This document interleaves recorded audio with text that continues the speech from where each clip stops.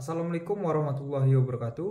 Halo teman-teman semua, pada kesempatan kali ini kita akan membagikan cara menambahkan akun pelanggan PPOE di layanan MixRadius.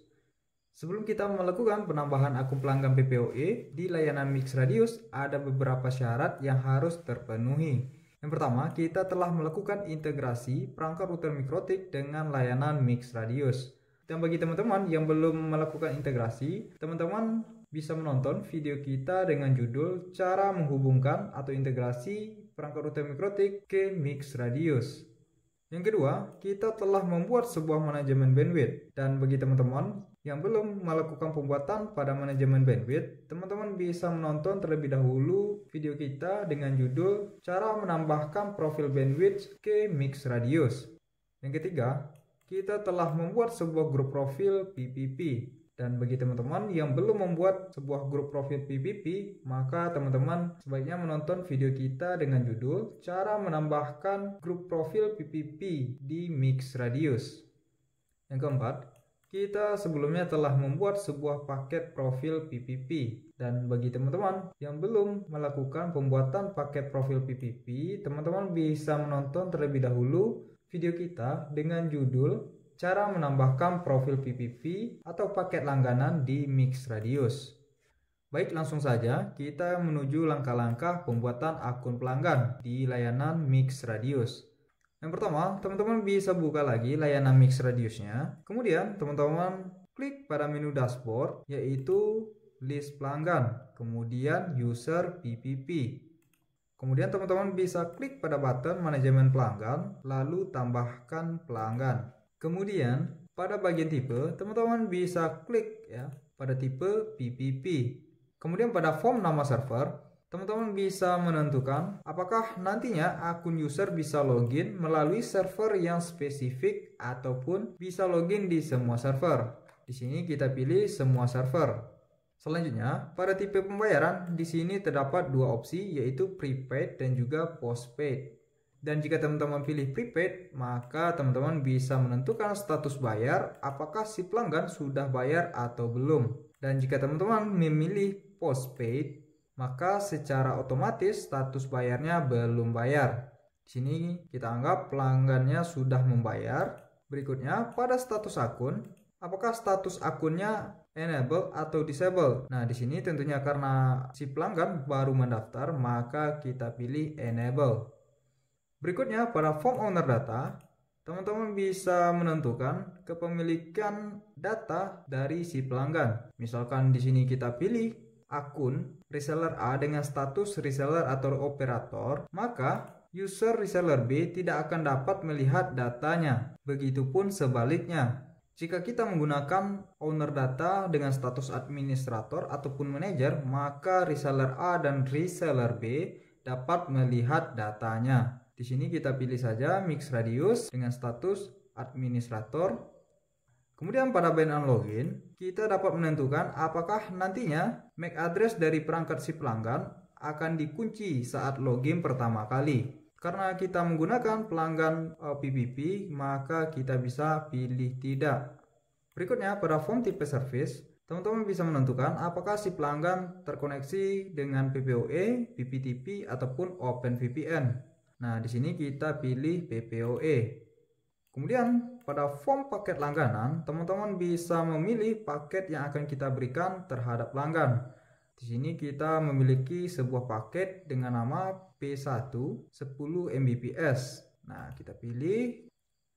Berikutnya, pada form diskon 1 kali waktu, teman-teman dapat menentukan nominal diskon untuk pembayaran pertama. Nah, maksudnya bagaimana?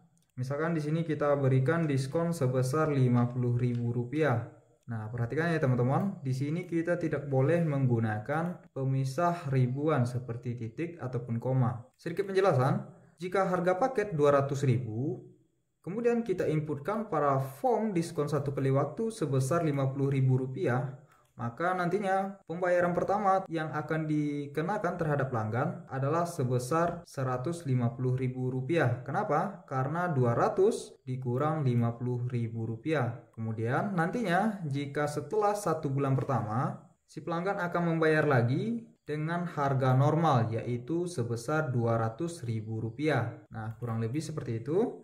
Jika kita tidak ingin menggunakan diskon, maka kita bisa kosongkan saja. Berikutnya, pada form reseller, teman-teman dapat menginputkan nominal fee yang diberikan ke user reseller. Dan jika teman-teman menginputkan, maka selisih dari harga modal dan harga jual yang sebelumnya telah kita inputkan pada saat pembuatan profil paket PPP akan diabaikan. Dan jika kita kosongkan, maka nilai fee reseller akan dikembalikan ke selisih dari harga modal dan harga jual. Berikutnya, pada form biaya instalasi, teman-teman bisa menginputkan jika nantinya si pelanggan dikenakan tarif biaya instalasi. Jika tidak, teman-teman bisa kosongkan saja. Berikutnya, pada form sewa perangkat, teman-teman dapat menginputkan jika seandainya si pelanggan yang ingin mendaftar dikenakan biaya sewa perangkat. Jika tidak, teman-teman bisa kosongkan saja. Berikutnya, pada form ubah jatuh tempo, di sini bersifat opsional. Teman-teman dapat menentukan periode jatuh tempo dari si pelanggan. Nah, secara default, periode jatuh tempo si pelanggan akan ditentukan pada saat kita membuat profil paket PPP. Nah, karena sebelumnya kita membuat paket PPP dengan periode jatuh tempo selama 1 bulan, maka si pelanggan akan jatuh tempo tiap tanggal pendaftarannya.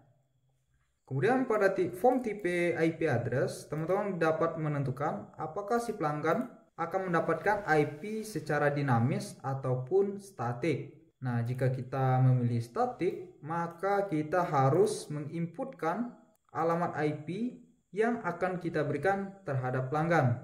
Dengan catatan, IP yang kita berikan berada pada rank PPP group profil. Nah, di sini kita dapat ganti saja menjadi IP dinamis. Nah, teman-teman jangan langsung klik ya pada button tambahkan pelanggan. Teman-teman bisa scroll lagi ke atas, kemudian klik tab info pelanggan. Pada form ODP atau POP, di sini bersifat opsional. Teman-teman bisa menentukan lokasi ODP ataupun POP yang terhubung ke perangkat si pelanggan. Nah, di sini bisa kita kosongkan saja. Berikutnya, pada form ID pelanggan, teman-teman dapat menginputkan ID yang nantinya akan kita berikan terhadap pelanggan.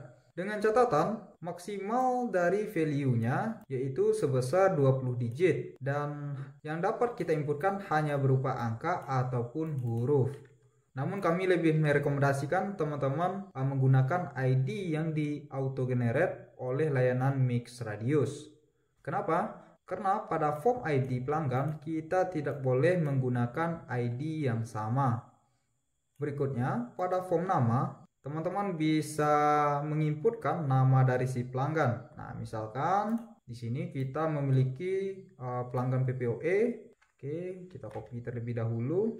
Di sini kita inputkan nama, kemudian nomor HP dari si pelanggan, kemudian alamat email dari pelanggan, selanjutnya alamat. Dan untuk KTP, SIM dan password, teman-teman bisa inputkan ya sesuai data pelanggan. Namun jika tidak, maka teman-teman bisa kosongkan seperti ini saja. Berikutnya, pada form latitude dan juga longitude, teman-teman dapat menginputkan koordinasi dari si pelanggan. Nah, di sini dikosongkan juga tidak apa-apa. Sini kita kosongkan saja.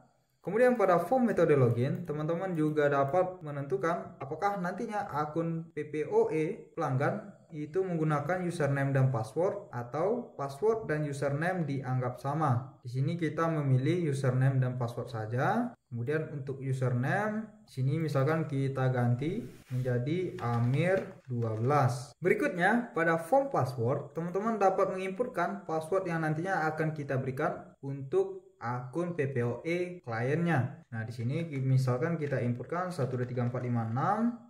Kemudian pada form konfirmasi password, di sini kita samakan dengan form password.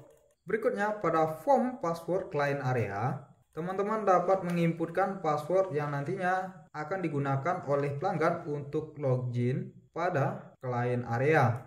Nah, di sini kita samakan saja. Berikutnya, pada form catatan, teman-teman dapat menambahkan sebuah not terkait dari pelanggan. Di sini bersifat opsional, jadi dikosongkan juga tidak masalah. Setelah kita mengisi pada tab paket langganan dan juga tab info pelanggan, teman-teman bisa scroll ke bawah, kemudian kita klik pada button tambahkan pelanggan. Nah, di sini terdapat invoice. Di sini terdapat keterangan data si pelanggan, kemudian paket yang diberikan, tanggal jatuh tempo, kemudian total yang harus dibayar oleh pelanggan. Dan ini sudah termasuk PPN. Di sini juga ada keterangan PPP username dan juga PPP password. Baik, kemudian kita bisa scroll lagi ke atas, kemudian klik button selesai. Nah, di sini kita telah berhasil membuat sebuah data pelanggan. Berikutnya kita akan uji dial up dari sisi pelanggan. Baik, di sini kita buka terlebih dahulu. Nah, di sini kita menggunakan perangkat router MikroTik sebagai PPOE client. Kemudian kita login. Nah, setelah itu kita bisa klik pada menu PPP, kemudian pada tab interface kita tambahkan sebuah interface baru yaitu PPOE client. Kemudian kita klik PPOE scan. Baik, kita scan, kita kopikan pada service. Nah, di sini usernya Amir12, kemudian dengan password 123456. Kemudian kita klik apply, kemudian kita klik OK. Nah, di sini sudah terdapat ya. Kemudian kita lakukan uji koneksi, apakah si pelanggan sudah dapat mengakses layanan internet. Kita coba ping ke DNS Google, yaitu ping 88.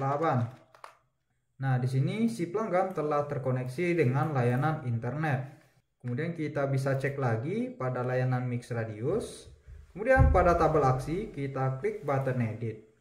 Dan di sini terdapat keterangan bahwa status si pelanggan sudah online.